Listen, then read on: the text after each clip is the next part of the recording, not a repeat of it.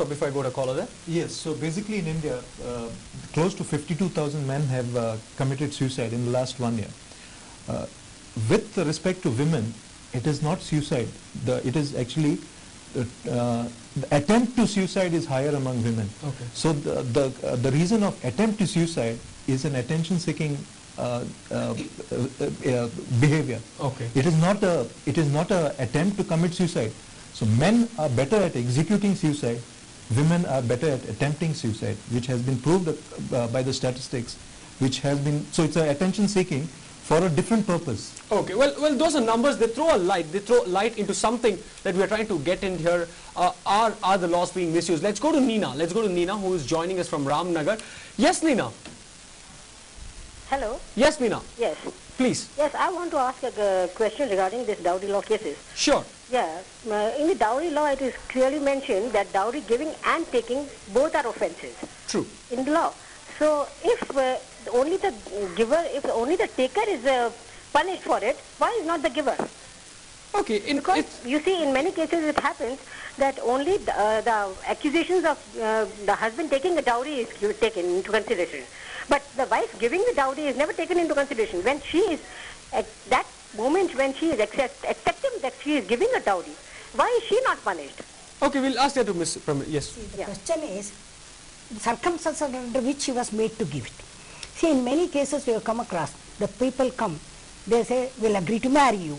The engagement is done. After this, people have been invited. All are there.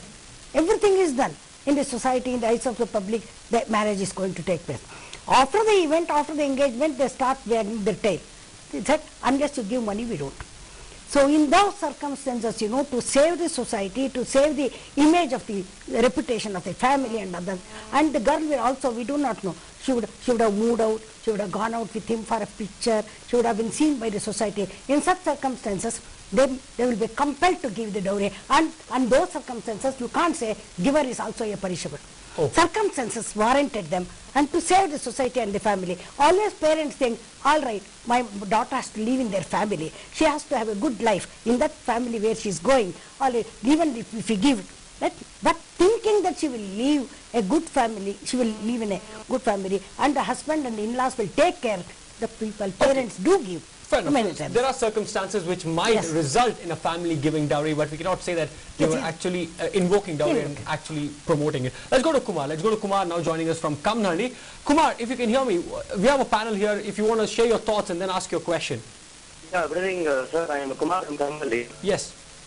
I would like to ask Prerana one question. Okay. Ma'am, I have been arrested on a dowry harassment case 6 years back. Okay. Till now I am facing the court case without my wife coming to the court and handling the case. The magistrate there is not dismissing it.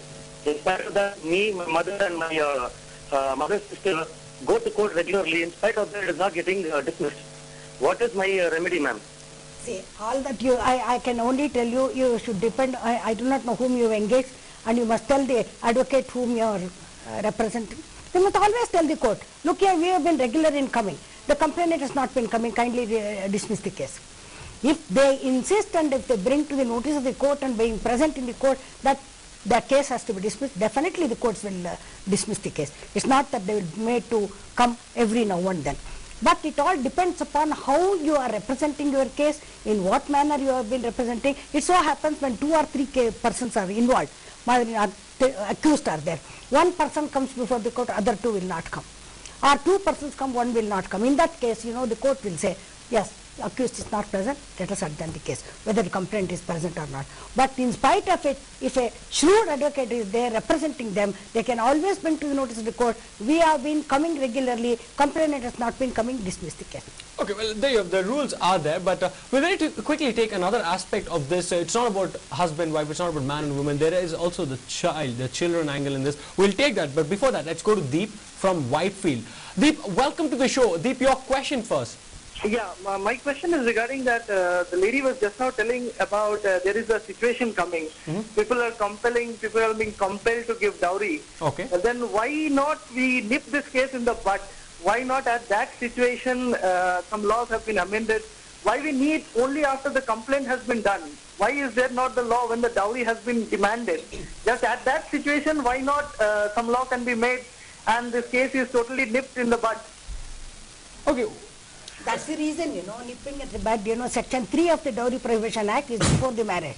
Section 4 of the Dowry Prohibition Act is after the marriage, if they demand. Okay. Section 3 is very clear that if they demand dowry before the marriage, anytime they can lodge a complaint and the person who is the bridegroom, so-called bridegroom, can be arrested at that time itself.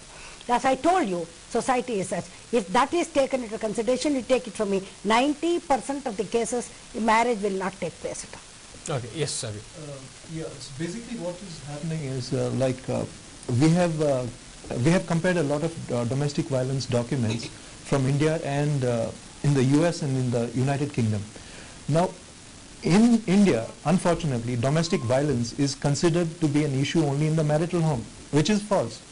The document which has been actually as part of CRISP and other organizations, we have shared vital documents with the government, and we have shared the documents like the template which is there in the United States, includes child abuse, includes elderly abuse, includes intimate partner relationship, includes violence from other people.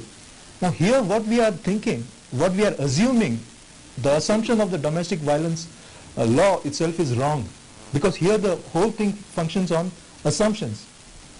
So here the law says that the perpetrator is a man.